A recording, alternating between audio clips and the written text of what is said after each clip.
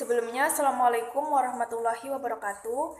Nama saya Sedi Nadia Putri dengan NIM 4011803111, kelas Ekonomi Syariah I.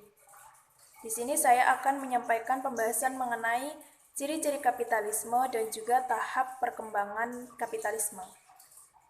Adapun ciri dari kapitalisme itu menurut Eric Wolf itu ada 3. Yang pertama, dengan kekayaan uangnya bisa membeli sarana produksi dan juga tenaga kerja untuk memproduksi barang dagangannya. Kemudian yang kedua, menguasai semua produksi yang penting dalam perekonomian rakyat dan juga membatasi akses bebas pekerja sehingga para pekerja harus bekerja di atau kepada kapitalis. Kemudian untuk memaksimalkan keuntungannya, kapitalis itu menggunakan produksi yang mereka kuasai. Kemudian ada juga ciri kapitalisme menurut Ernest Mandel itu ada 5. Yang pertama, corak produksi dalam kapitalis ini menggunakan produksi komoditas. Artinya memproduksi barang yang kemudian hasilnya dijual ke pasar dengan tujuan untuk mendapatkan keuntungan yang sebesar-besarnya. Kemudian yang kedua, produksi atas kepemilikan pribadi. Artinya menguasai sarana produksi dan juga tenaga kerja itu secara perseorangan, walaupun nanti untuk kepentingan keluarga maupun kelompok. Dan yang ketiga ada dalam pasarnya, persaingan kapitalis itu adalah kapitalis-kapitalis yang lain. Ini yang menyebabkan kapitalis itu lebih mementingkan kuantitas daripada kualitas. Yang keempat, untuk mendapatkan keuntungan karena kan persaingannya banyak. Jadi di sini para kapitalis itu harus menetapkan harga di bawah pesaingnya.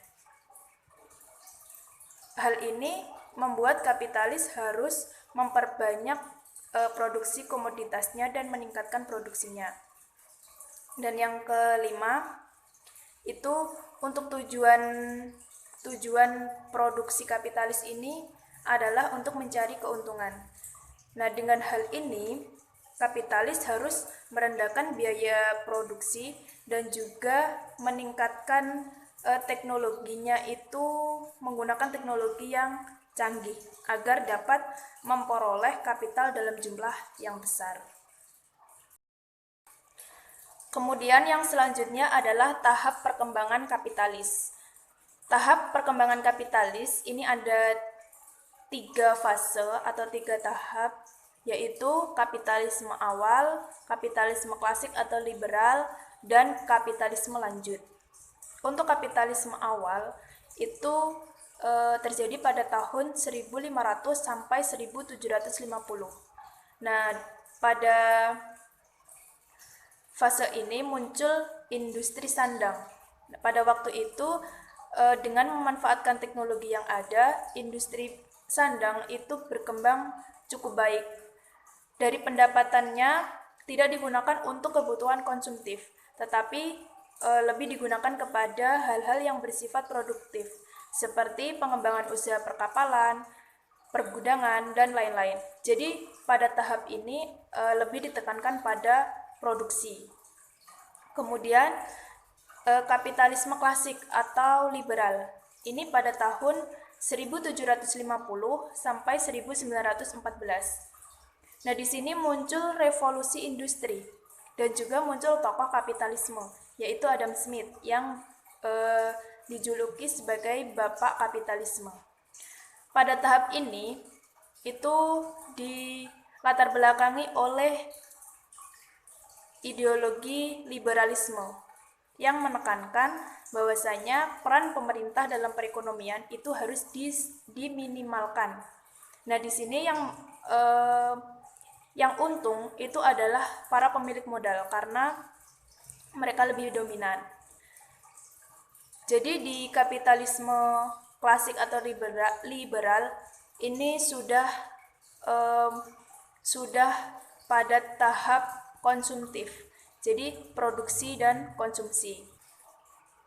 Kemudian yang terakhir adalah kapitalisme lanjut, yaitu pada tahun 1914 sampai sekarang. Nah, dalam kapitalisme ini tidak hanya mengakumulasi modal, tetapi lebih ke investasi. Jadi tidak hanya konsumsi dan produksi, tetapi juga menabung dan menanam modal, sehingga keuntungan dari usahanya itu berlipat. Mungkin itu yang dapat saya sampaikan. Bila ada kurang lebihnya, saya mohon maaf. Akhir kata, wassalamualaikum warahmatullahi wabarakatuh.